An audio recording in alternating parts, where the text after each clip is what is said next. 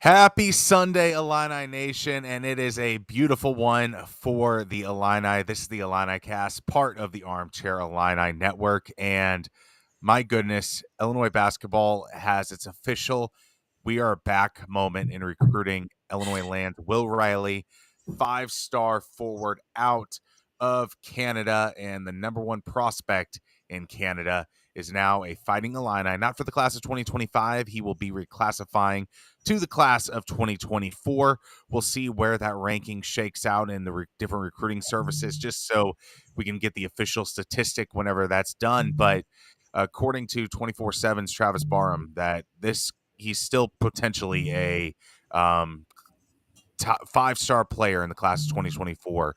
Sonny, what are your initial thoughts on this addition? Fantastic. This is how you end a weekend, hearing news like this. Obviously, he visited us a couple of weeks ago, and hand up, I got a little nervous that he decided to take his time, that 10-day period in between him being done with visits and then wanting to make that announcement. But the moment has come, and it ended up the way we all thought it was going to be, him being an Illini. And, I know you said earlier we're officially back, but I mean, Will Riley's a caliber prospect that we may have not gotten ever before, especially, if he ends up being a top 10 guy. You're talking about like 30 years since we've gotten a recruit at this sort of level. So again, give Brad Underwood and Orlando Antigua their flowers here. They're bringing in levels of talent that this university has not gotten before. I look at the Orlando Antigua edition and the loss of Chester Frazier, and you really thought that this could transform Illinois basketball recruiting once again. Chester was great at getting those tough, hard-nosed player development players, and Orlando gets guys that are going to be elite from day one or near elite from day one on their roster. There are a lot of talks that will Riley be in the rotation? Will he be in the starting rotation day one? Will Riley is not a guy that comes and sits on the bench. This is a guy that is going to be given some big time playing time right away. We'll see how the rotation truly shakes out in terms of how many minutes that he gets, but this is just an unreal addition. He's 6'8". He can shoot from anywhere. He has some verticality to his game. He has some great spot up shooting. Defense will be an issue. His toughness will have to improve, but we have the best strength and conditioning coach in the nation in Fletch, and I think he can do some quick work with Will Riley, especially with his work ethic that he has. That's why I think it was so important to have him on campus ASAP. We've seen videos on the Illini social media team of all the other guys practicing together. The most important guy for the next couple months in Will Riley's life is going to be Fletch. It's going to be, hey, let's bulk you up a little bit. Let's get you a little bit stronger. Because, as Kevin here mentions, Kevin, thanks for joining us, asking about his defense. At 180, he's going to get pushed around. You're hoping he gets to at least maybe 190, close to 190 by the end of the season, because I think that's more important than anything else. If he struggles coming out of the gate, that's okay. It takes an adjustment for any freshman to come into the Big Ten. But I think it's just, we were talking about, when we think about next year's team, even you and I struggle to figure out who the best player is going to be on next year's team. And I'm not saying Will Riley is going to be that guy, but we know Will Riley has the talent to be that guy. And, again, that's what we want to see, especially this game nowadays. It's all about the guys that you have on the court. Will Riley's going to bring eyes. It's going to bring national attention. And, when he has those breakout games, Illinois is going to be noticed. I mean, you look at what the possibility is for this roster, where a guy like Trey White might not be starting. Ty Rodgers might not be starting. And even Will Riley, game one, might not be starting. This is an embarrassment of riches that Illinois hasn't had in a very long time at the forward position, a position that you needs to be scoring all the time. And you have a Ty Rodgers player in there who's great defensively. Trey White can be a microwave scorer. And then you have Will Riley, who has a really well rounded game, just needs to add some strength. And this is just crazy to think of, especially from where we ended this season and all the loss that you had from this roster and Coleman Hawkins and Terrence Shannon Jr. The list goes on of guys that you lost, Marcus Damask. And then you bring in a guy like Ben Hummerkaus, who is going to be rather great in terms of being that team player, do whatever it takes to win a game. You have Tomislav, who is going to be great defensively for the Illini, a big man that Illinois sorely needs in this Big Ten, even with the additions. And Kylan Boswell, you have him, and Kasparis, who is going to be great at the pick and rolls. The weaknesses on this roster are razor thin small. It doesn't mean that they can't be taken advantage of with the lack of chemistry early on in the season, especially with this gauntlet that Brad Underwood has built up in this non-conference slate. But by the end of the year, if all things are clicking, this could be a national championship team, and I don't say that lightly as an Illini fan. I don't know if my ceiling for this team is quite that high. I think the national championship ceiling is the year after, but the level of talent in that locker room now is better than the level of talent that was on the team last year. And, this is keeping in consideration, Shannon and Domask. They were very, very good college basketball players, but again, Shannon was 24. Domask was a grad student. Really, really good college basketball players, but now this locker room has surefire NBA players on the team. Will Riley should get drafted into the NBA. Gary Booth apparently has NBA potential. Kasparis has been mocked up in NBA drafts. You're talking like 3-4 guys who have aspirations to make it to the next level.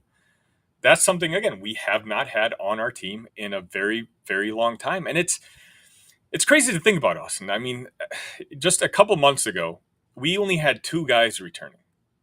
Brad Underwood and staff had to basically come up with an entirely new roster of 8, 9 more guys that he had to pick and choose to bring on into this team. And now, I mean, technically we have 1 more scholarship left, but I don't have the energy to get excited about it. My thinking is either we'll probably keep it open or just find a development guy for that last scholarship. But the team, next year's team, is pretty much done now. When we look at that roster, I think this is the team that's going to be entering, training camps in coming fall.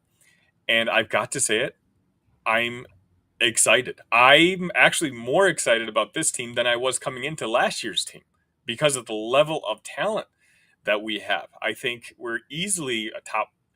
Again, most viewers aren't going to like this, but I think we're like a top 4 Big Ten team, which again I think is a compliment because of the massive roster turnover that this team has had and the job that Brad Underwood had to do to replace 2 should have been All-Americans in Shannon and Domask. Yeah, I mean, you think of last year's team coming into the season. There was a lot of mystery because of how 2 years ago ended with Sky Clark and Matthew Mayer and the like. Now, Brad Underwood has proven that he can win in March. He went to that Elite Eight. And now he can take that similar blueprint with this year's team. Last year's team didn't have a bulk of chemistry. There was a couple guys in there that were mainstays on last year's roster. Ty Rogers was hit or miss 2 years ago when playing time. But, I mean, I think this team, even with the lack of chemistry near the end of the year, Brad Underwood will follow the blueprint that he had last year, and I think it'll work out wonderfully. And then you think of how this can impact recruiting even in the future. I know Jasper Johnson is going to be visiting Illinois soon, the 5-star in class of 2025. If you tell him, hey, we had Morez Johnson, Jeremiah Fears is joining you in your class, and we just got a 5-star in Will Riley for the class of 2024. The floodgates might be starting to open in terms of Illinois landing 5 stars consistently, which is just crazy to think of even 2 years ago where we were just in that high 4-star range and the transfer portal. Now you have a complete build of how you can build a rotation and build a program through 5-star talent, through 4-star developmental talent, through the transfer portal. Brad Underwood and Orlando Antigua have now shown that they can build through it all. I made this point on Locked On Illini the other day. It's a lot of folks were, when Phoenix Gill committed to Northwestern, there's a lot of folks who are wondering how we let a player of his caliber, or I guess his lineage, commit to a different university at Northwestern. But you have to just kind of step back and take a look at what's going on. The reason we can let guys like Phoenix Gill go, Phoenix Gill would have been the second lowest commit rated wise in the Illini era in like the last 3 or 4 years, ahead of only Jackson Jaxtis, who was going to be redshirting for our team this year. The reason we're letting guys like Gill commit elsewhere is because we're going after guys like Will Riley now. We're going after guys like, Jasper Johnson's on campus. Who knows? We may still be going after AJ, the number one player in the 2025 class. I mean, let's just step back for a second, Austin. This freshman class alone, the one we have coming in this next season, has Will Riley in it. It's going to have Morez Johnson in it. And it's going to have Kasparas Jakushonis in it. There you go. I said the last name. I mean, you're talking about 3 premium talents who And would have Thomas been. Loft. Yeah, right. Yeah, Thomas. He's a little older, but yeah, technically he's a freshman. You're exactly right. I mean, you're talking about 4 brand new talents, of which, would have easily been the top player in previous classes we would have had in the last few years. Now they're just all coming together. And who knows, like the one we're building in 2025 might even be equal to the one that we have coming up this season. It's fun being an Illini fan right now. I mean, those Ubben gym practices are going to be a bloodbath.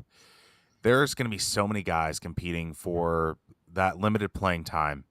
Like Morez Johnson and Kerry Booth, they're going to be battling it out. Ben Hummerkaus is going to be battling it out. Thomas Loft still has to battle it out because who knows if Illinois wants to go big some games. Then that small forward position, which I mentioned, Ty Rogers, Trey White, and Will Riley.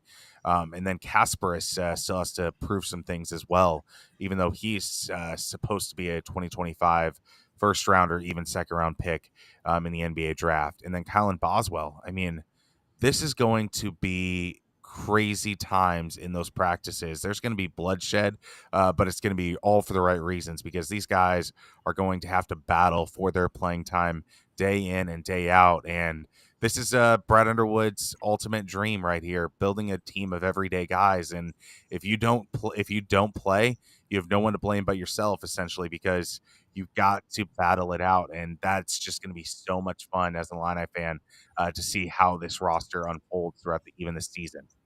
Let's catch up on some of the comments here. All right. Carson has given us his lineup already. Kylan, KJ, Riley, Ty, Hummerkaus. I think Hummerkaus is the 4. If I had to guess right now, Hummerkaus would be the 4, and then we'd have Avicic as a 5. I don't know. But look, this is a good problem to have. Like, you're talking about KJ, Riley, Trey White, Ty Rogers. Only 2 of those guys can start. I mean, that could be a lineup against a team that they feel like will play a smaller brand of basketball. Mm-hmm. There are some newbies coming into the Big Ten that might not have the sheer size and physicality that the Big Ten kind of grooms for and builds for year after year. These West Coast teams might not have it. So I can see a lineup like this taking place just because of the lack of speed from an Avicic. So I can see this lineup taking place. I don't know if it would be the standard bearer lineup. I think Thomas Loft will be the starting 5 most games for the Illini, but yeah, I can see this. And then maybe Trey White gets in there at the 3 at times, and Will Riley at the 2. I mean, or the 2 and 3 kind of thing. Like, there are all sorts of lineup combinations for Brad Underwood's disposal. All right. We also have just announced he will be on campus working out with the team in July. Good. It's the sooner he gets on the court and gets to play with his new teammates, the better. we want him. It takes a while to catch up to the college basketball game. He's very, very talented, but the Big Ten is a very tough conference, and so the sooner you get started, the better. I mean, going back to those up in practices too, like this is just going to make the team better day in and day out. And whenever you're battling, if you're Trey White and you're battling against a 5-star player like Will Riley in practice, it's not as daunting to go up against some of these big time players that Illinois is going to have to play in Tennessee and in Duke and Arkansas, Alabama. I mean, this is just awesome. Cody taking a break from the Cubs baseball, which I don't blame him. Fellas, let's go. It's a good time. It's a much more fun time being an Illini fan than a Cubs fan right now. Yes, it is. And Austin and I are both, so we know.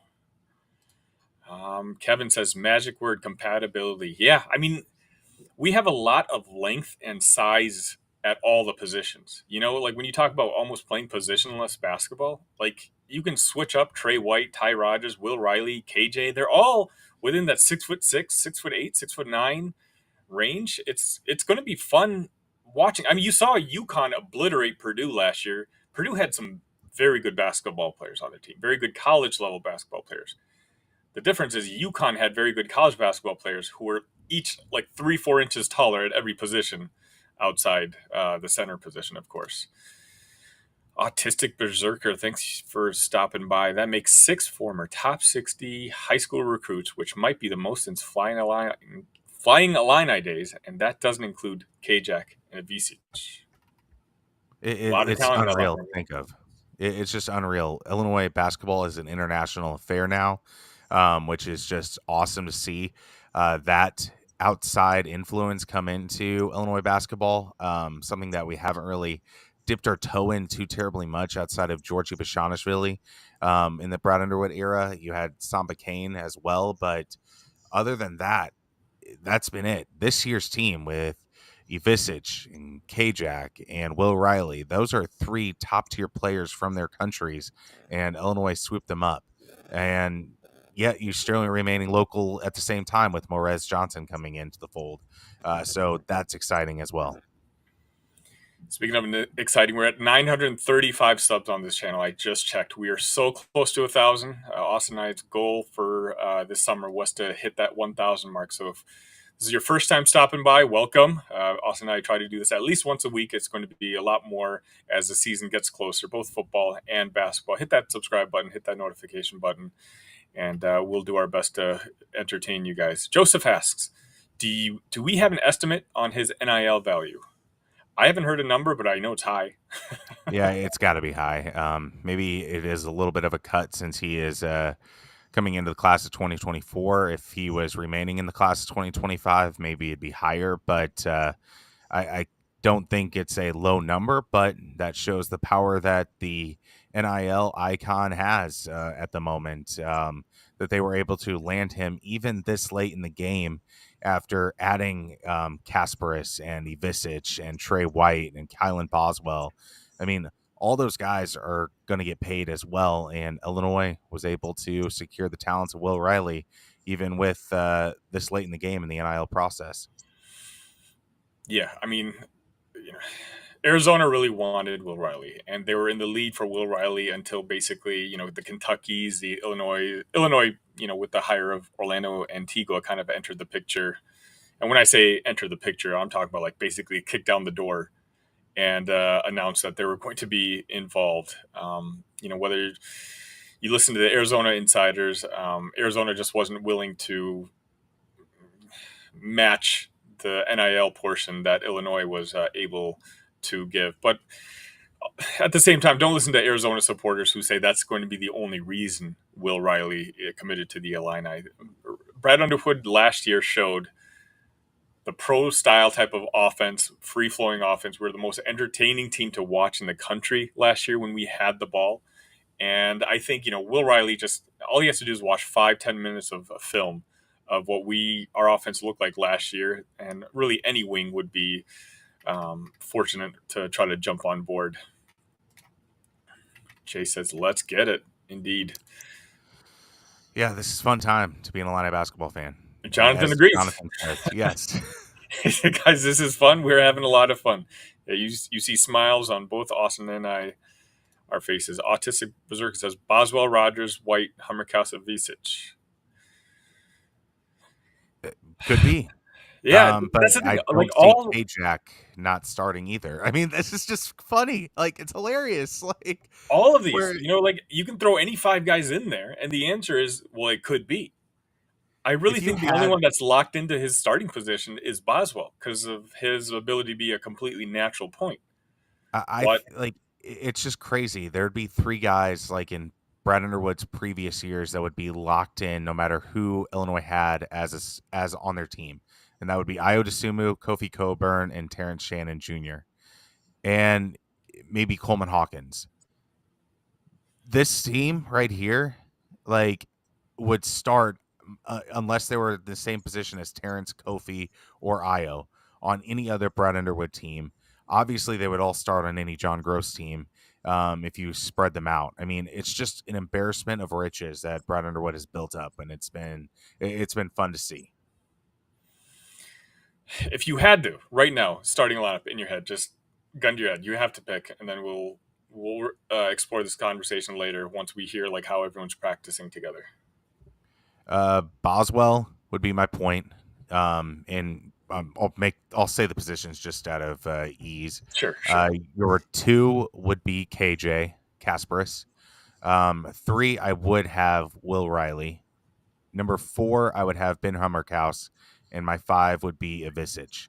And then off the bench would be your sixth man would be Trey White, and then building out there, you have Kerry Booth, Morez Johnson in some particular order, depending on how practices go.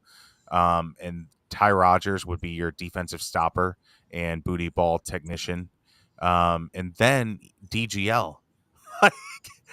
That's not a guy we haven't even mentioned, and he's a Yeah, guy that stuck around because he thought he was going to have like a major role on this team still. I mean, like, we are have you nine serious? legit ballers on this team. You Yeah, know, I mean, Jack Stiss is going to red shirt, and I don't see Jake Davis playing all that much no, this upcoming year. But everyone else, like, could be a starter on a different Big Ten team next season. The Big Ten obviously is down a little bit next year, but regardless, there's a lot of talent in that locker room, and it's just crazy. I'm just repeating myself, but we had an entire roster to fill out just a couple months ago. When we lost out on David Jones going back to Memphis or AJ Storr deciding to go to Kansas, Illini Twitter wasn't fun to be a part of. Igor Demon, Right? Yeah. All going these to guys. BYU, and that opened up the KJ sweepstakes. I mean, it was a wild time where we didn't think we were gonna have a complete roster where we were gonna have to go to some 4-star high school kids or something, but that's not the case. No, not at all. I mean, the roster that we've ultimately ended up with, I think I'm more excited than like outside anyone, but maybe Storr would have been a good fit on this team. But David Jones, if we had gotten the David Jones commitment, guess what? We wouldn't have gotten him. He would have gone to the NBA, and then we wouldn't have had a chance to get Jacques Jonas because that recruitment ended before that NBA deadline. It's nice. I'm trying to think. Boswell, I think, is locked in at number one. If I actually think that we might go with like a Ty Rogers, Will Riley at the 2 and 3, having KJ come off the bench just because he can be both a point guard and a two. And maybe coming from Europe, his game will need a little bit more time to adjust. So maybe just giving him a little smaller allotment of minutes right off the bat might work. But then you have Hummerkaus at 4 and Avicic at 5. And again, Avicic is 7'1". I mean, like, we have length everywhere. This is going to be a team that can shoot and it can bother people on defense. Like, ultimately, how good of a defensive team we're going to be, I don't know. But I also don't know after watching last year if Brad Underwood hasn't maybe figured out that, hey, you know what? If you've got an unstoppable offense, that can sometimes make up for a lukewarm defense. So, Yeah, I mean, go ahead. Morez Johnson, he'll be a big defensive asset Yeah. off the bench as well, and his rebounding will be powerful, to say the least, coming off the bench. I mean, Where would you rank a potential second unit in the Big Ten on this Illini team? Would they make what seed would they be in the Big Ten tournament if it was just second unit? Let's just say that Will Riley starts hypothetically, where you would have a second unit of DGL at the point guard, Trey White at your two, Ty Rogers at the three, Morez Johnson at the four, and Kerry Booth at the five, or switch those two around. Man, I mean, it would certainly make the tournament. It wouldn't. Now with the new rules going to next year, where I think it's Mhm. like, I don't know, is it 2 or 4 teams that don't even get to make the conference I tournament? think four, yeah. Yeah, I mean, we would probably be like in the bottom third, but also at the same time securely in the tournament. But let me throw another question at you. The lineup you just named. You're telling me that lineup wouldn't beat the Illini starters from 10 years ago, They would beat the John Gross era. right? Um, Malcolm Hill would be the one guy that might be an issue. But going other John Gross teams, I think this team beats them. I think it's pretty crazy to think of an Illini second unit being this great, which is just an unbelievable thing to fathom at this point. Jonathan says, legit forgot about DGL. Wow. Yeah, so did I until Austin brought up his name. And as silly as it sounds, like I actually forgot about Morez until we started talking about him in this episode. And Morez is a guy who I think can be an All American as a sophomore. Like, again, that just tells you the level of talent that we have. Just like Jonathan says here, yeah, the depth of this team is so big. And I mean, Kerry Booth was wanted by other Big Ten programs as well. Like he is a guy that could be a starter at other Big Ten universities if he chose to go there, but he chose Illinois, and he's going to be on the bench. Just insane. Morez is a black hole on the court for rebounds. He is. I think I read off a stat that like per 40 minutes he was averaging like 29 rebounds a game during the FIBA tournament, which it's just nuts because obviously our boys didn't play all that often, but when they did, those box numbers were you know through the roof. Yeah, I mean, it does make you also think, thank goodness that Jeremiah Fierce didn't reclassify into the class of 2024. I mean, that would have been a spot that would be taken, and that Will Riley might not be an option at that point. So, I mean, it's crazy to think of all the different moves and the non-moves that Brad Underwood made to build this particular roster when there were so many moving parts, and it all had to align almost perfectly, and it kind of has. And I think this roster is going to just be a menace to teams where you can just bring hordes of new players. Oh, Trey White has 4 fouls. Don't worry, we have Ty Rogers and Will Riley. Have fun, Iowa, like or whatever team Illinois is playing in the Big Ten. I mean, it's just crazy to think of the depth that other teams will not have. Like you can think of like maybe in Indiana, maybe having that depth, but you don't trust Coach Woodson to be able to use that at all. So you have the coaching advantage there. I know UCLA has built a nice program this year as well. They're going to be a tough task, but again, just the depth. I don't know if any other team can have that. Gregory, a big fan of the show. Wow, Underwood and staff have been killing it. Yeah, I are there any Underwood haters left? I don't think so. I think that the Elite Eight run, the recruiting success, the transfer success that Illinois has had, I think all of those people are done. I think it's a Brad Underwood can almost get a lifetime contract at this point, unless something hellish happens next year. If like there's a run of injuries or some guys just not playing up to potential, because again, there is a reason why guys transfer away from their programs, especially if you are like Trey White transferring from Oklahoma, that sort of thing. there's a reason why they transfer, and sometimes it rears its ugly head at their new program. Look at Matthew Meyer. I know he had to run a few games that helped Illinois out, but overall he was a dud of what his potential was like.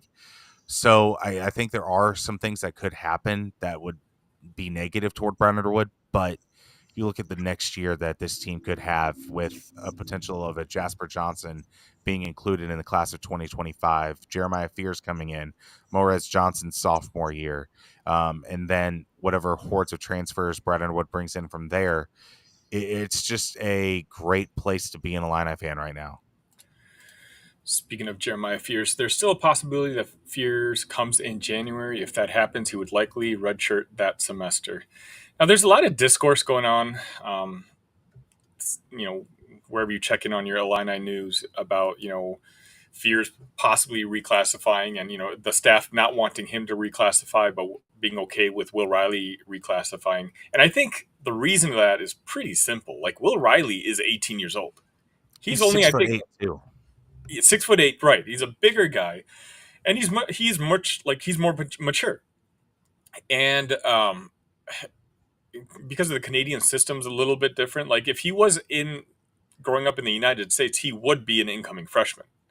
It's Yeah, just the way they work it up. Those weird Canadians up there.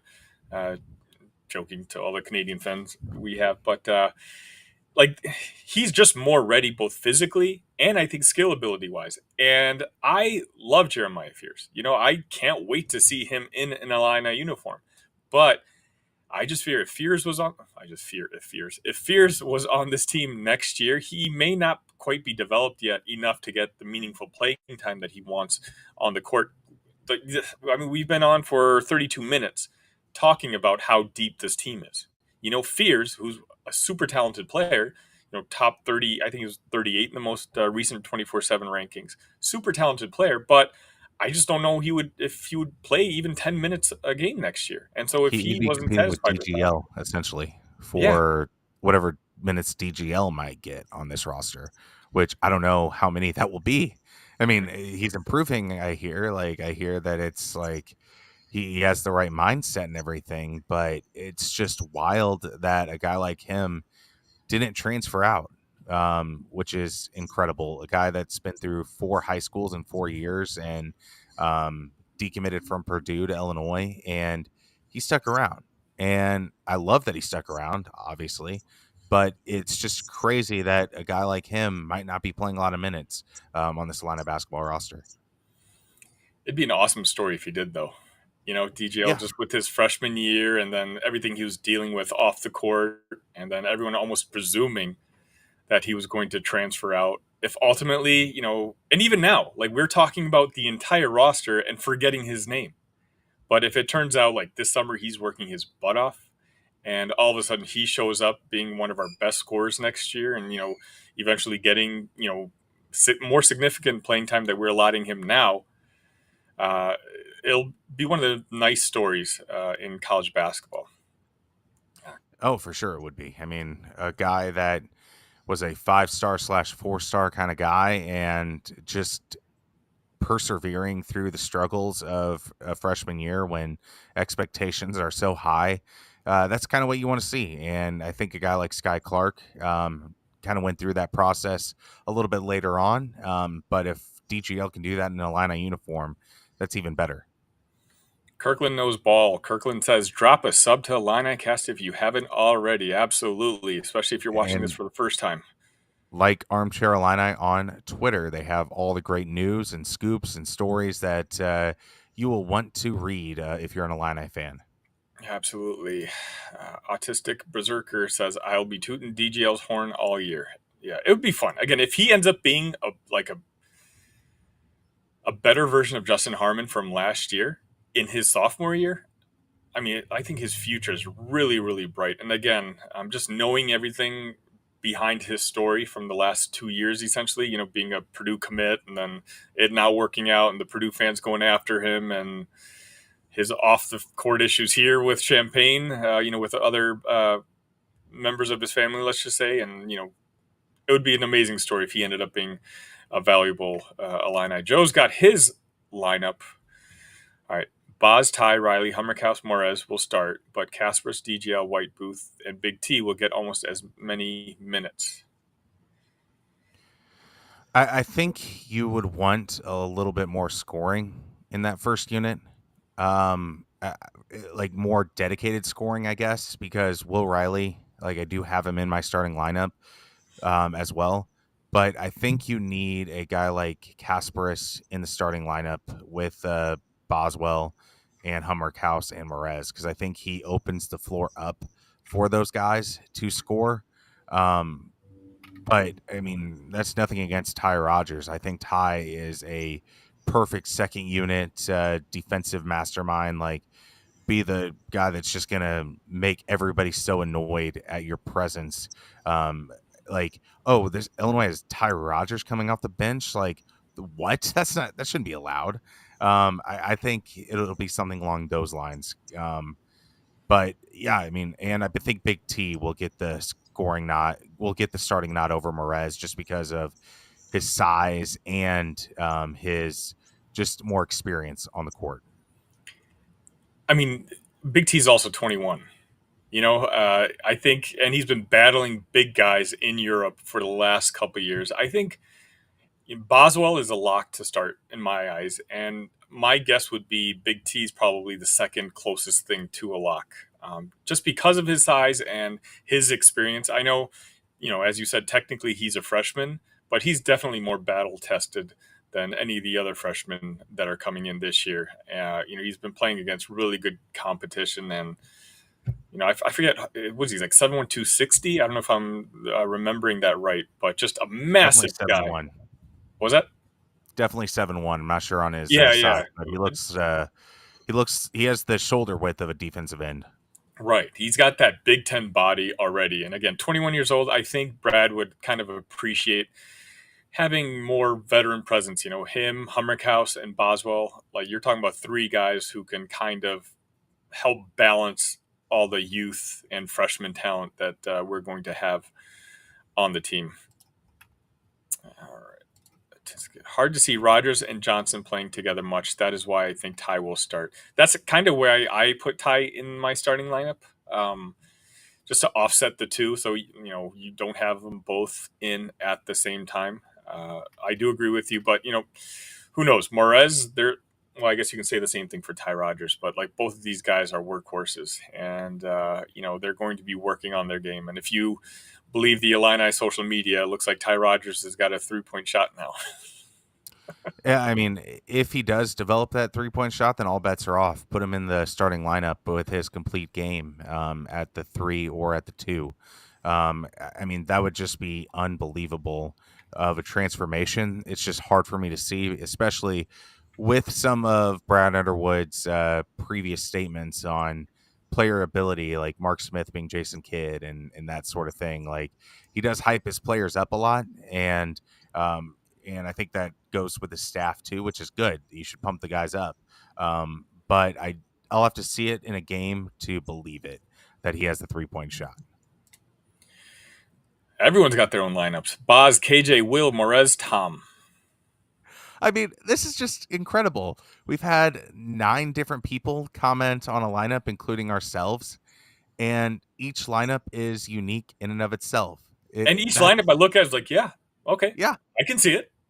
absolutely. I mean, so it's just incredible that everybody can have their own opinion on this and not be wrong. Joseph, thank you for tuning in. And basically what Autistic just said. I just call him autistic berserker. Hard to argue with any of these potential lineups. They all look great. It's a good time. We got smiles on our faces. It's a good time to be an Illini fan right now. Brad Underwood, Orlando Antigua, they've got things rolling.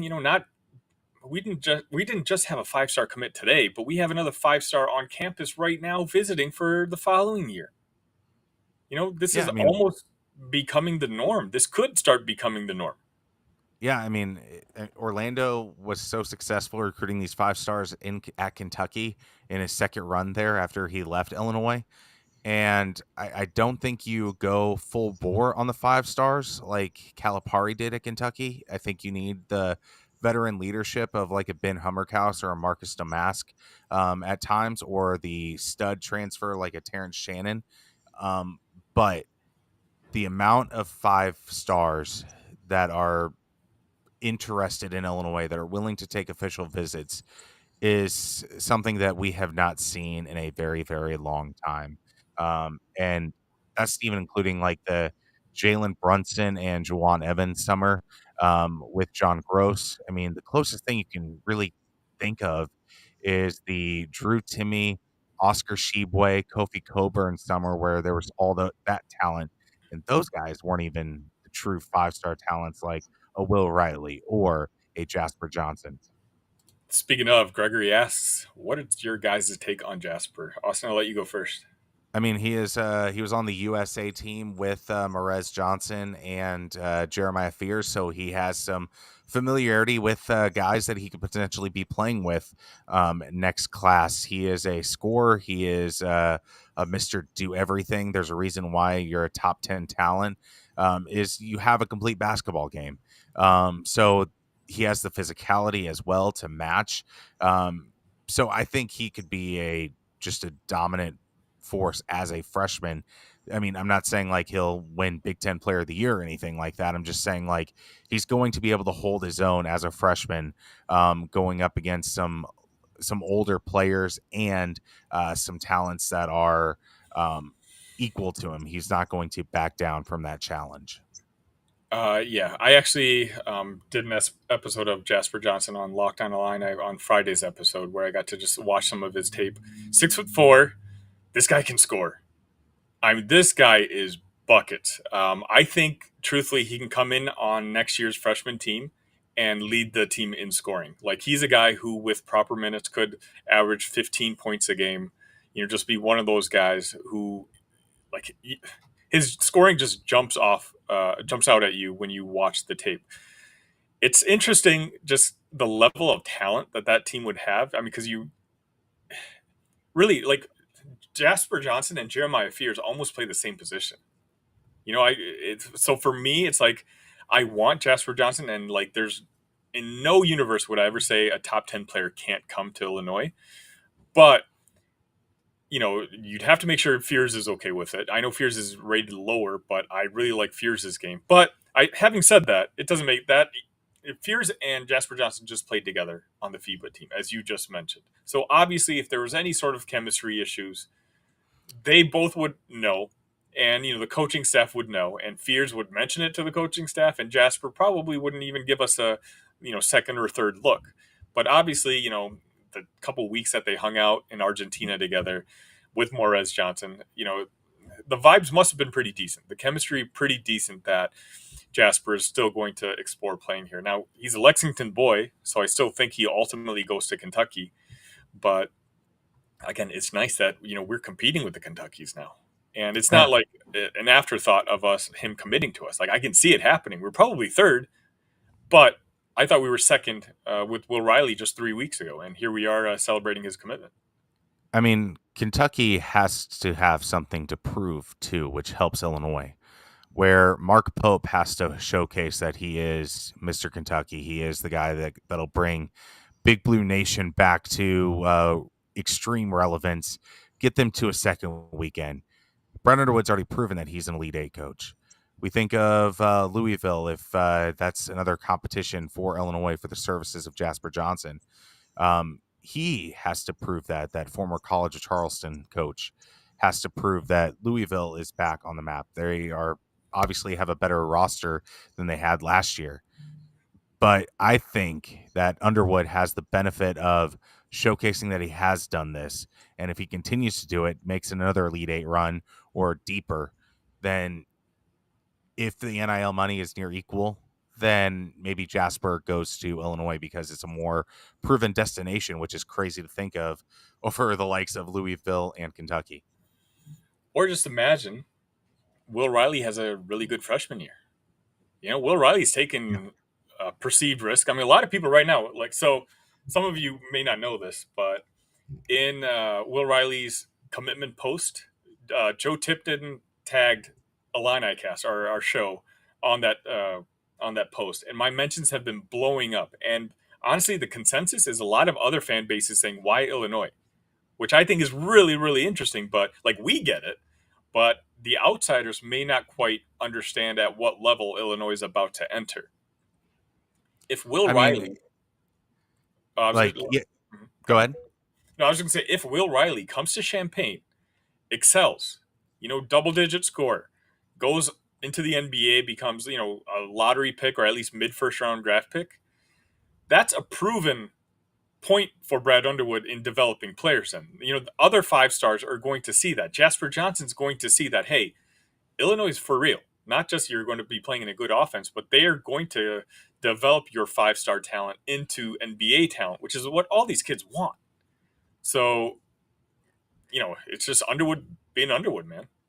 Yeah, I mean, you think of the national coverage of Illini sports and these other fan bases falling behind. I mean, it's like I'll use a COVID reference. Whenever COVID was going in China, it was like some of the biggest fans of the biggest fans or the biggest media people were like, "Hey, this COVID thing, it's kind of real. It exists."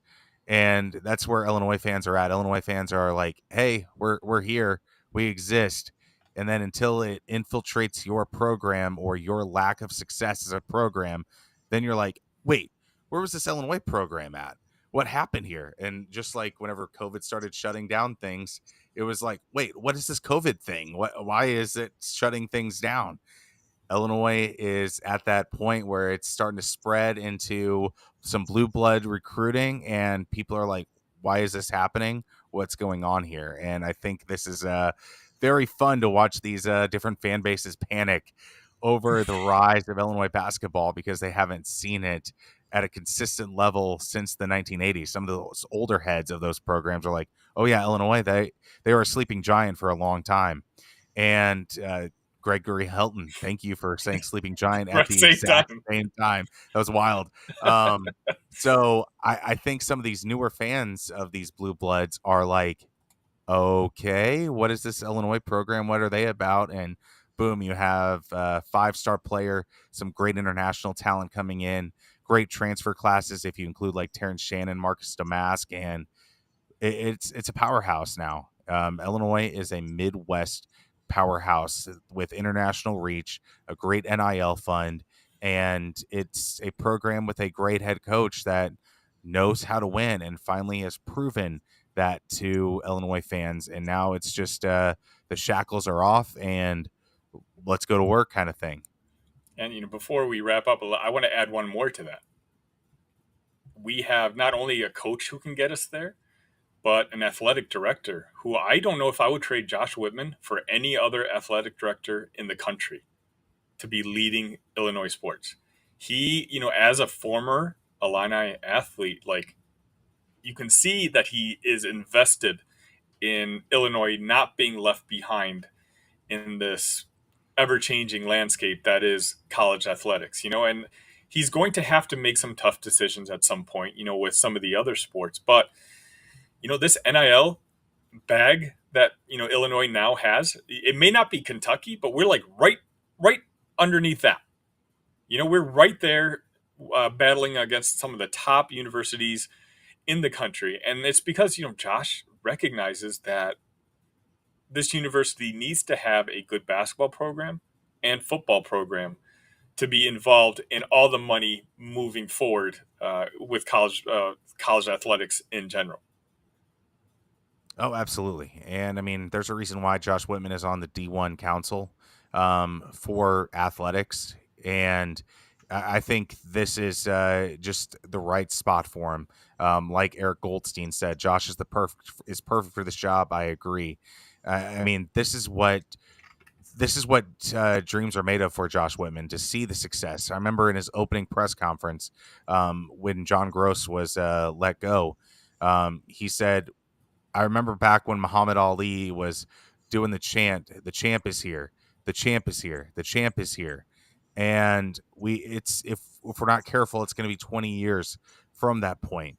And then he appointed Brad Underwood in the position, and Brad got Io DeSumo, had the resources to get Kofi Coburn with NIL for the second time after the transfer portal situation of Kofi.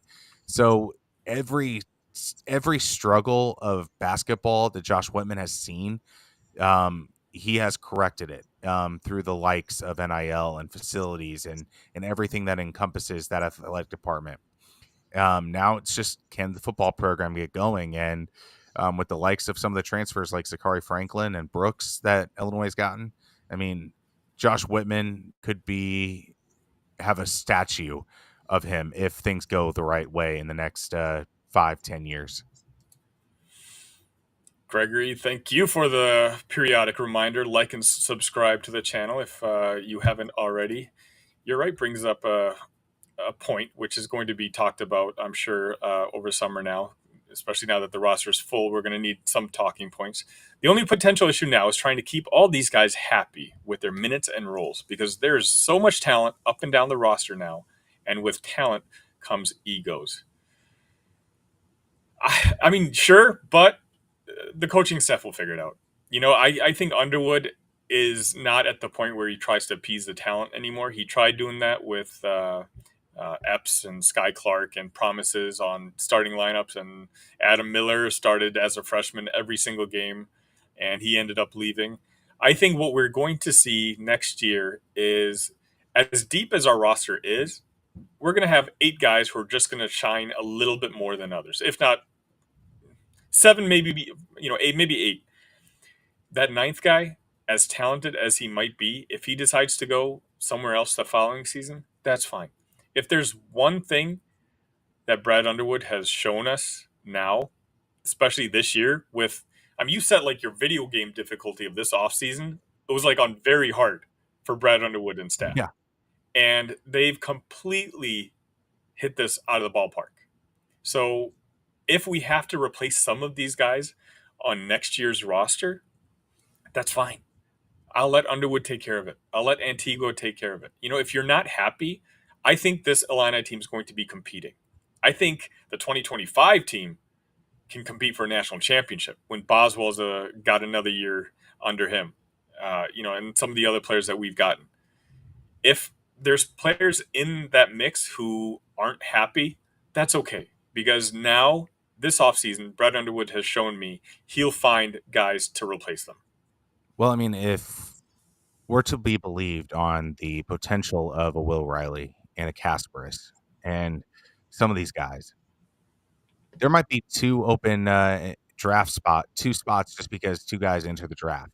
So if some of these players can see the forest and not just this line of trees, then I think this could help them, because then Trey White will just come up and be the starter once Kasparis or Will Riley goes to the NBA draft. I mean, that's the kind of thing that we have to realize too, is that these guys have 2025 NBA draft aspirations, and if they truly meet their potential, these guys are one and done anyway. So there's no reason to transfer, because these guys will be moved on to the NBA after this one season at Illinois. I really think people are sleeping on Trey White. I think he just got lost in the mix just because that dumpster fire that he was playing in last year with Louisville. I think next year with him, he would be a senior next year, right? Or in the following year. He's a junior next year, and then he'd be a senior 2 years from now. Just having guys like him, Ty Rogers, I think we'll be fine regardless of how much. The roster turnover doesn't bother me anymore. There's a certain style that Matt Painter does where, he just recruits all freshmen and he picks and chooses his transfer portal. At this point, I think Brad understands. I don't think he wants to do this again, replacing 9 guys on a roster spot. But moving forward, I don't think Brad Underwood would be intimidated having to, have 3-4 freshmen, but having to replace maybe 3-4 guys via the transfer portal. I think, if anything, now that we're playing the NIL game that we are, he might actually prefer that route. Right. Yeah, All right, I don't. okay.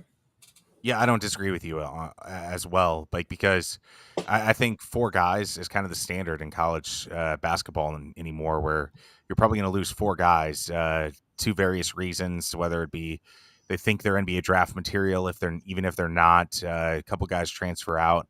Um, there are guys like you said, Matt Painter and Purdue, that these guys will not transfer out unless it's their last year and they see the writing on the wall, like a Mason Gillis kind of thing. But if you're a regular college basketball team, you've got to expect just four open spots, and I think Brad Underwood's always prepared for those four open spots to fill through this transfer portal, and Illinois has done a great job of it thus far. I mean, Ben Hummerkaus is going to be a great player to watch. He's like the big man version of Marcus Amask with all that he can do. So I think this is just awesome. Before we wrap up, Austin, going back to Josh Whitman, he obviously announced that Terrence Shannon will get his jersey raised to the rafters. Any thoughts on that? I mean, it's well deserved. I mean, the last criteria of it was if you made a mark on Illinois basketball or international basketball. That was the last criteria. I think that's more of a Jerry Colangelo kind of rule that they implemented because he's Mr. Moneybags of Illinois. But I think this fits in for Terrence Shannon. The mark that he made at Illinois basketball, making the Elite Eight, first one since 2005. I think that it is just it's much needed. He would have been an All-American if he was not suspended through the erroneous charge of what he dealt with. I think those stats would have lined up. I mean, he just had a 30-point game against Missouri before he was suspended. So who's to say that he wasn't going to go on a heater throughout those games? So I think this is well deserved. He should be up there with the likes of Io and Kofi in this new generation of Illinois basketball. So I'm all in favor of this, and this is very exciting. And I can't wait for the crowd to give him another standing ovation whenever he comes back, whenever that jersey is hung. So, yes, can't wait for that. Yeah, I'm so happy for him. I've talked about this a lot, but for me, it's a kid who knew he did nothing wrong and dealt with national media members, dealt with opposing fan bases, in every single game, saying just some of the most awful things that someone can say to a kid. And he still excelled. He still had a Big Ten tournament of the ages, but he didn't get to really celebrate any of it. He would have been a lock for first team All American. He would have had his jersey raised regardless if it weren't for this charge. But after each game, no matter how good of a game he had, he wasn't able to talk to media. His lawyers obviously whisked him away. When he returns to the State Farm Center next year to get his jersey raised, and he actually gets to feel the love, because State Farm Center is going to go crazy. They're going to reach decibels that, you know, they may not have reached before to show appreciation for Terrence. Like, I hope I can find a way to get into the stadium on that particular day, even though it's going to be a drive for me at that point, being down in Texas. But I'm so happy for the kid. And again, this just shows that Josh Whitman is the right guy and the one guy I want in charge of this program because he gets it. He completely understands. He didn't wait. He didn't drag this on all summer long like he could have and had people questioning. Right off the bat, first thing he said during the media roundtable was, "Hey, Terrence is getting his jersey raised." And that's just a guy who knows. Yeah, I mean, I really want it to be against one of the opponents that booed him the most, like that fan base. Like, I don't know which that would be. I think it would be Iowa, or was it Purdue? I can't remember exactly which fan base was the most cruel to him, but I hope that it's against them that way, so he can get all of that praise and do it right in front of the faces of that particular Big Ten team. Um, and Eric, the national media treated TSJ like garbage and still does. I really wish there was more apology articles written by some of those media folks that were like, why is Brad Underwood even playing him and all of that kind of thing. Like, I really wish that there was more like, hey guys, sorry, jumped the gun here. Like, I think that would have been a great article. I would have retweeted it. I think a lot of Illini fans would and would have respected some of those particular journalists that were so harsh on Terrence, and going into this new era of innocent until proven guilty. It was just gross. Like it was such like I feel sick thinking about it. Even ESPN, as soon as the news broke about his suspension, like I got notifications on my phone immediately. Bombarded by all these, notifications. Hey, Terrence, this, suspended for rape charge, blah blah blah. And you and I were talking about it. Like when we both got texts at the same time, and you're like, "Oh boy, here it goes." And then the comeback story, silence, nothing. And we got a lot of flack. And I give credit to Illini Nation. A lot of you guys kept receipts, and you can see like you've been letting these national media members know in their mentions, hey, you know, look what happened. And the thing is, anyone could have seen that this is how the trial was going to end up with if you spent 2 minutes reading all the documents that had been coming out. But Mm-hmm. people don't do that, especially people just don't care enough. And you know what? Hand up. I might have been one of those guys if Shannon wasn't an Illini. So I learned a lesson, like growing as a person, moving forward when stuff like this happens. That hey, this isn't a minor thing. Like a rape is a serious charge, and I want to know that if I'm going to make an accusation or say something, very inappropriate, that I know all the information moving forward. Because this Shannon, what Terrence had to go through this year, I can't believe he's one of the most mentally tough individuals, and I'm not even talking about sports. I think I've ever come across in my time on this earth. Yeah, I mean, whenever a situation inevitably will come up next year, University of X wide receiver or University of Y shooting guard charged with rape or sexual assault or whatever it is. Like, I think us as a collective need to just wait until the court case is resolved and figure out what happened before there's some crazy tweets, there's some crazy articles written about those players, because this is their lives at stake. Like, even when Terrence is innocent, he still got a lot taken away from him in that time where he was suspended. And the public image of him, like the amount of dollars that he lost potentially in NBA draft money or NIL money. I mean, um, it's just a great reminder, as you said, to almost ignore the case until those charges are done. Yeah, exactly. Autistic says that this is the good that came from this. We all learned a lot, and when I ended on this one, my favorite comment of the show, and I think he's absolutely right. Autistic again, Autistic Berserker says, "Raise Whitman's jersey." I think that's a no-brainer. By the time he's done, not only raise his jersey, name an award after him, build him a statue outside. Hopefully he's still early in his tenure as an Illinois AD. But man, I don't think by the time he's done, you would have to go 100 years before you had one individual impact Illinois sports as much as Josh Whitman is projecting to be. I just hope Roger Goodell stays in the NFL commissioner seat a long time. I hope Tony Petitti is happy as the Big Ten commissioner, because this is a guy that wouldn't leave for another college job. He's leaving to be a commissioner of something. So hopefully he's really gray. I would say I hope he has white hair, but he doesn't have any hair.